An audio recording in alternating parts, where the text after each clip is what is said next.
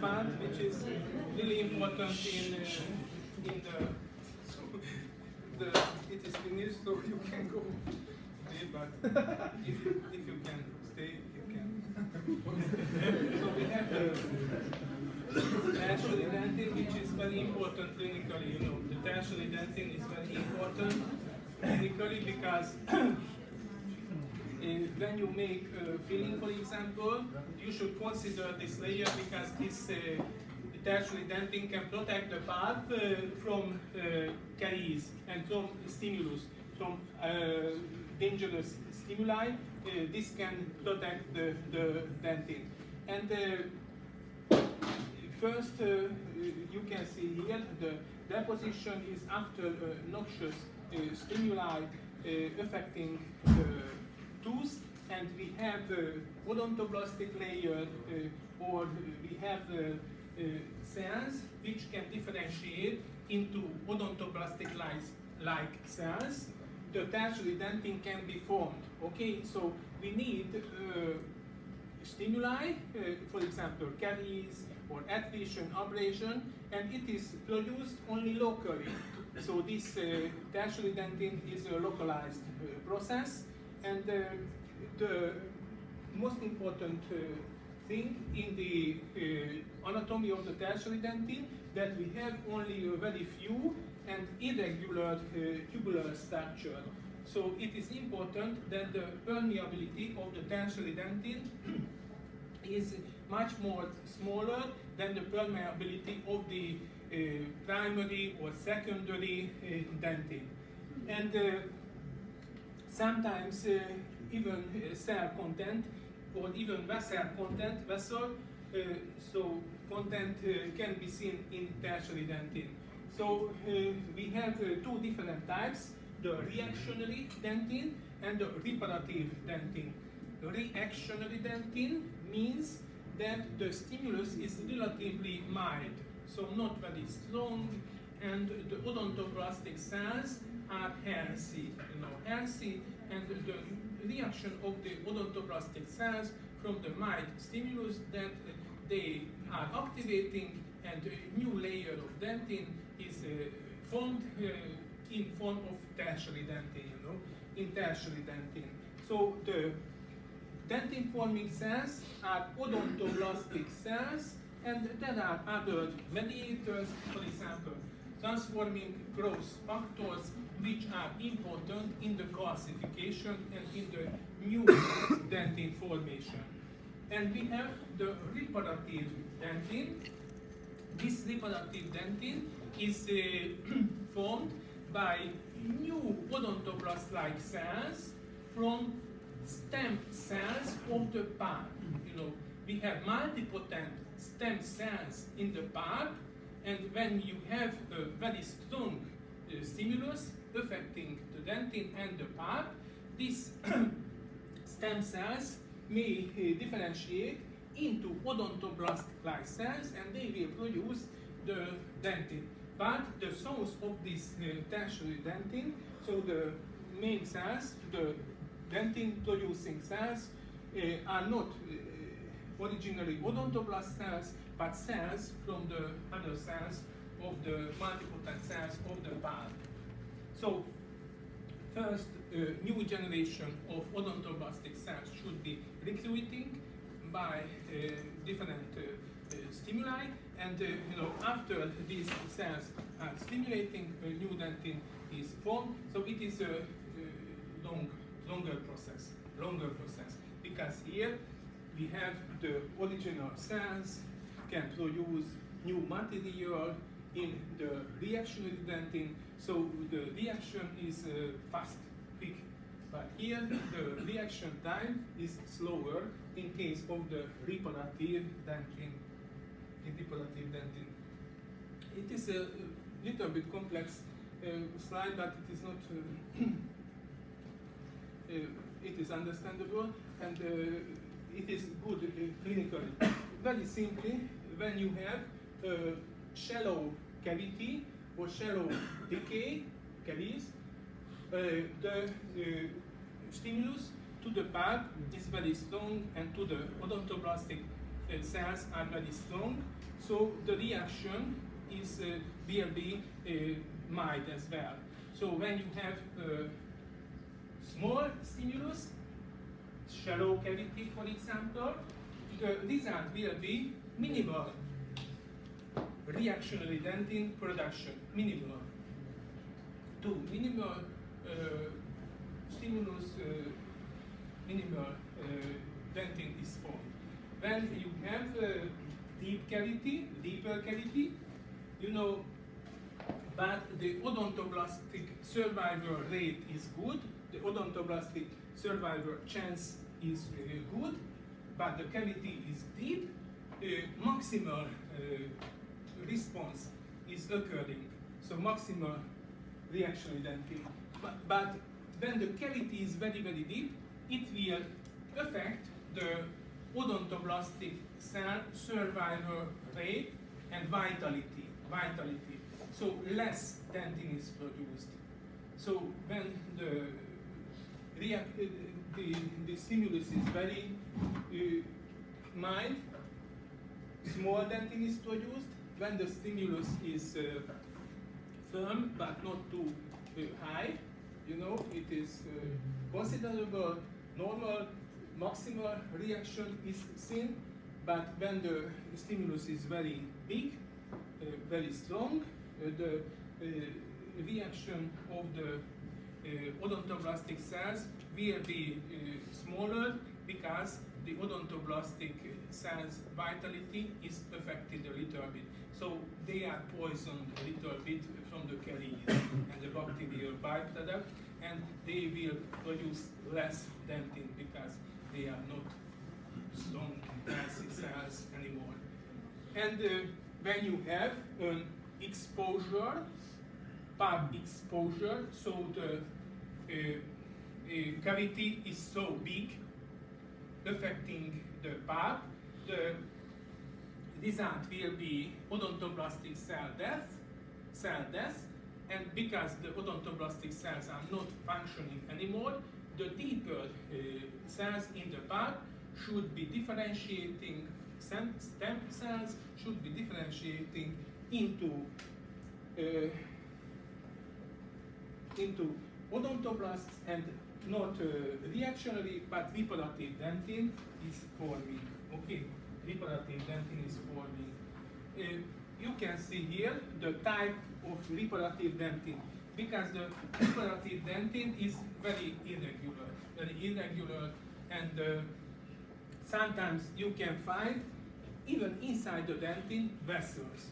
As you know, normally there is no vessels inside the dentin. So no, in primary dentin, in secondary dentin, when you say there is vessels, you will, in the dentin of course, you will not pass in the examination, of course, because there are no vessels inside the dentin. But sometimes in the tertiary dentin, in the reparative dentin, we can see some vessels, and the name of this dentin is vasodentin. Vaso from the vessels, of course. So entrapped blood vessels could be seen in this type of dentin because the dentin, so they are embedded. The dentin production is around these vessels, and sometimes you can see cells in it. So in the dentin, normally in primary, secondary, no cells, but in osteodentin, we can see some cells, entrapped cells, again embedded cells, and osteodentin is the name. So vasodentin, osteodentin, and we have atubular, atubular, so no tubular dentin, and it is important because the permeability of the dentin is very slow, permeability of the dentin. And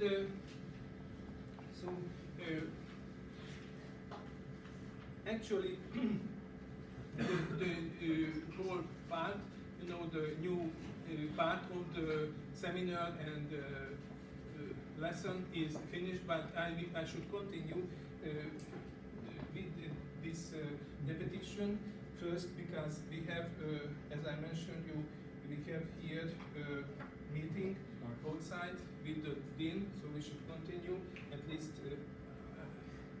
after half.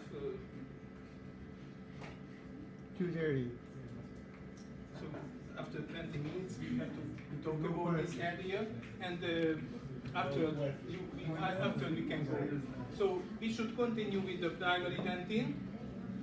The primary dentin is the most abundant, the bulkiest part of the dentin, and the tooth, of course, the tooth. You can find in the crown part and in the root part, but the anatomy is a little bit different. Even the structure, the tubular structure is different, because in the apical area, the tubular tracing, the tubular are usually straight, but and in the cusp area, the tubers are usually straight, but in the other part of the crown and in the mid-root and cervical area, the tubers are S-shaped. So these are curved passes inside the dentin, and this primary dentin is all the dentin except the mental dentin and the p2dentin, and it is formed until the root apex is restricted. So it is not good that it is not closed, of course. It is restricted because when the apex is developed, after eruption, after 1.5 or 2 years after eruption, the apex is formed, and the apex development is finished, and the apex itself is restricted, and of course not closed, because there is a foramen there. Even after that, through which the vessels and nerves are, Passing through. Yes, you can find that vessels and nerves, and it is very regular. The primary dentin is very regular when you compare the secondary dentin and the tertiary dentin. And p2dentin, as I mentioned you, it is not mineralized completely, and it is a very thin layer, and the odontoblastic product is the p2dentin, and it is forming continuously until the odontoblastic cells are functioning alive.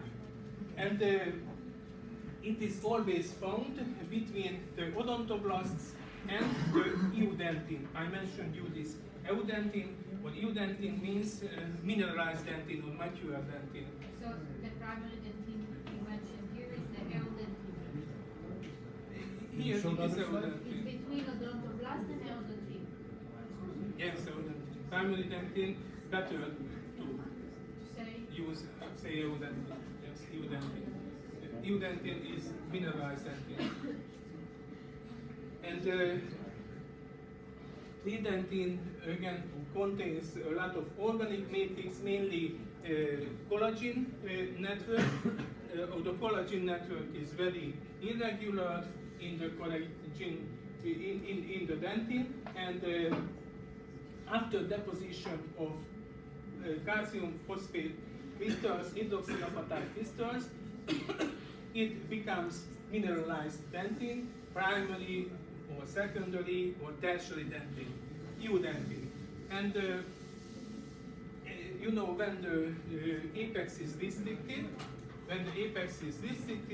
the secondary dentin is formed after that, and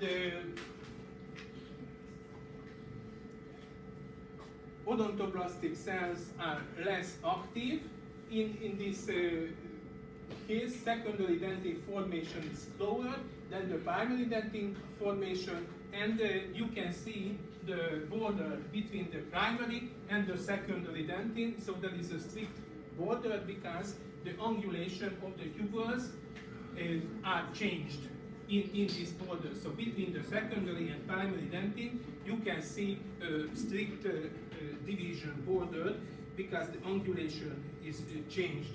And you can see here the A means the bulb area, here the pulp area, and here you can find the odontoblastic layers, the pre-dentin, the primary dentin, and the secondary dentin. In the primary dentin, the tubules are more frequent, or in the secondary dentin, the angulation is different and less regular tubular structure. It is said it contains less regular tubular structure. And the odontoblastic cells from the papilla, from the dental papilla, they are from the dental papilla mesenchymal. Of course, in origin, the outer cells will differentiating of the papilla will differentiating into odontoblast first, pre-odontoblast, then functioning odontoblast, and later the activity of the odontoblasts in secondary dentin stage. The activity of the odontoblast is decreased, and they are forming a single cell layer or pseudo-stratified layer. It means we have two layers of cell cores, okay? But the cell layer is one, but the cell nuclei are wrought in two layers. And sometimes they are united at their pulpal ends, forming a closed gap between the odontoblastic layers, so there is no real intercellular areas, and can be activated or reactivated by stimuli, for example, by caries or by bacteria, can activate these cells. And we have different odontoblasts, pre-odontoblasts without odontoblastic fibers, and secretory odontoblasts. These are active secreting odontoblasts with intercellular organs, with a lot of intercellular organs, and there are transitional cells, transitional cells in secondary dentin forming stage, and when the persons are aged, the odontoblasts are less functioning and less active cells. So aged odontoblasts are producing less dentin. And we have odontoblastic processes. Of course, they are inside the tubuli, and you can see here the diameter and the length of the odontoblastic processes. You should know that the odontoblastic processes are not traverse completely the dentin, so they will not reach the dentino-enamel junction, but they penetrate only the half on or inner third of the dentin. So the inner third of the dentin or the inner half of the dentin is penetrated usually by these odontoblastic processes, but not the outer part of the dentin, but the dentinal tubules penetrate the whole dentin layer. So the whole dentin layer is penetrated. And these odontoblastic processes may have lateral branches. You know, this branching is more extensive in the root area. And of course, the processes has secreting function, because along the odontoblastic processes there is a fluid, extracellular fluid, and this fluid content of the tubuli structures are very important. The fluid content very important in pain perception. In pain, because in pain, when you have stimulus, this fluid is streaming inside the stimulus, and we will activate the nerves locating at the periphery of the part, and you will feel pain. So when you place a cotton or very cold cotton roll onto the ball onto the surface of the tooth, you will initiate fluid streaming inside the dentin and inside the stubuli, and the result will be pain perception, so dentin pain. And there is a periodontoblastic space filled with fluid inside the tubuli. And the outer part of this periodontoblastic space, they say there could be a membrane, non-collagenous membrane bordering the and forming the outer wall of the tubuli. You can see here the branches of the odontoblastic processes locating in the tubuli. As you know, we have primary and secondary curvature of the tubuli, and these odontoblastic processes will follow this primary and secondary curvature, and you can find lateral branches. Sometimes these lateral branches are anastomosing with each other, so they are fusing. And this is the basis of the communications between the neighboring cells.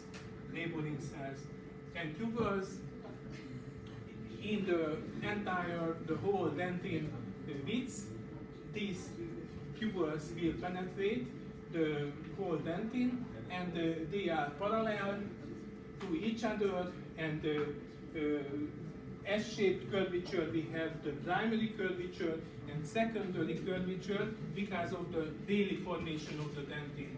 So the dentin, during the dentin formation, dentin production, the orientation of the cells will change regularly in daily interval. A little bit change you can see in the cell position, and this will cause the submicroscopic micrometer curvature, which is the secondary curvature. We can find a lot of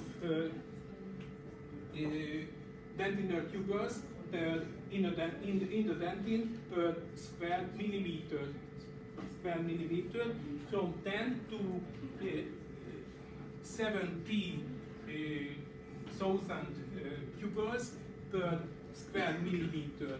So in a square millimeter, sometimes, in the periphery, you can find in the periphery near the dentin enamel junction, you can find, for example, 10,000 tubules per square millimeter, but more tubules, even 70,000 per square millimeter can be found in the pulpal area of the dentin, And these dentinal tubules may include the enamel, and forming the enamel spindles. And inside the dentinal tubules, odontoblastic processes, fluid, nerves, and macromolecules can be found, of course. Macromolecules, I mentioned you different types. It depends on the layer of the dentin, but nerves only in the inner 100 micrometer. So, because the nerves are important in dentin and pulp sensitivity, but we cannot explain this dentin sensitivity simply with the nerve content, okay? Because the outer layer of the dentin is sensitive and painful. When you drill the outer layer of the dentin, the patient will feel pain, but the outer layer absolutely not contains any neural elements, so no nerve fibers in the outer layer of the dentin, and because the nerves can penetrate only the inner 100 micrometer of the dentin. And you can see here the penetration of the tubuli into the enamel as enamel spindles,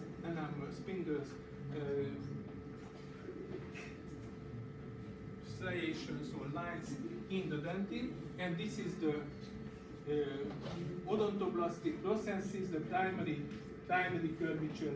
The first curvature is always toward the apex, so apical curvature, and the outer curvature is coronary, directing coronary. And so we have a regular curvature pattern of this primary. And you can see here the dentino-enamel junction with wavy or scalping border between the dentin and the enamel. This wavy connection or border junction area between the dentin and the enamel will enhance or increasing the bond between the enamel and the dentin. So the enamel connecting more strongly to the underlying dentin surface because of this structure. And you can see even the secondary curvatures under microscope, these little wavy structures. And we have, as I mentioned you, the locally, so according to the location, we can differentiate the dentin into different types of the dentin: peritubular, intertubular, interglobular dentin. Okay, these are the dentin types according to the location of the dentin. And peritubular dentins are inside the tubules, and they are well mineralized, much more mineralized than the intertubular dentin. And in the peritubular dentin, there is no collagen network, but the mineralization is higher, and you know, this peritubular dentin is forming continuously without collagen network, and in aged people, this may block the whole dentinal tubule structure, and the so-called sclerotic dentin is formed. Okay, so sclerotic dentin is aged dentin in old people, and in this case, the peritubular dentin will block the tubules. And so it is less sensitive to penetration, and it is less sensitive to acid attack. As you know, the dentin is sensitive as the enamel. It is sensitive to acidic dissolution, but this dentin is less sensitive, and it is glass-like appearance we have here in sclerotic dentin. But the peritubular dentin is missing in low mineralized or unmineralized dentin, in pre-dentin, intertubular dentin, and in mental dentin. It is missing. So you can see here the intertubular dentin, and this is the peritubular dentin. These whitish areas, this peritubular dentin is much more mineralized, and it is inside the wall of the tubuli. So some say it is not peritubular dentin, but intratubular, because they are located inside the tubules. So besides this, we have different other types of the dentin. Even striations of the dentin are important. For example, the von Ebner striation, Owen striations, and neonatal striations. Please repeat these. Can you repeat the information? Sure, yes. You have to.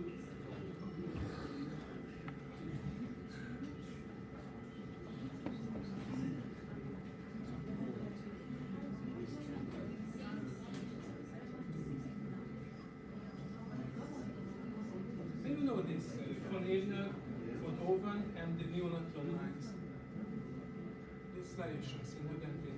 So the dentin is not homogeneous. When you take a cross section and you investigate this under a microscope, you will see some regular striations inside the dentin. For example, the von Ebner striation. These are the daily striation pattern of the dentin. Diurnal is even a daily striation because the daily production of the dentin is around 3-4 micrometers. So these striation lines, width is about 3-4 micrometers, but they say they have this nearly weekly striation, weekly. So daily striation for Ebner and weekly striation, nearly weekly striation as this unpleasant lines. It is said that 6 von Ebner lines forming one Anderson lines. I really don't find this the importance of this, but it is theoretical, maybe important, but only theoretical. And von Owen, we have secondary curvature of the tubers, you know, and when the secondary curvatures are like this, like waves, sea waves, you know, and when these waves are interfering, they can form the von Owen lines. So it is a microscopic phenomenon. Under microscopic, it is a special phenomenon, interference of this phase of the wave.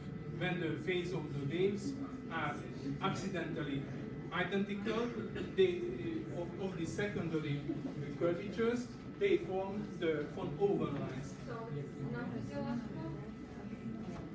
There are two explanations. Nowadays, these explanations is accepted. I said you. These are, you know, just During birth. Under microscope appearance, you know. Just, but there is an older explanations that these are not absolutely physiological because when our body is not healthy, the mineralization is defective, and the defective mineralization is produced in less mineralized areas, less mineralized layers, and when the mineralization is less matured, these hypomineralized layers can form these overlines, okay, or overlines. And this is the neonatal line. Of course, the body metabolism is changed at Earth time, and it is found in Vietnamese, and which permanent will show you this. Which permanent? The thickest one, isn't it? No. No, the first one. First, The 6 molar. Maybe if you like the thickest one, then mention it. The thickest line. Okay, so thanks your kind attention. Now,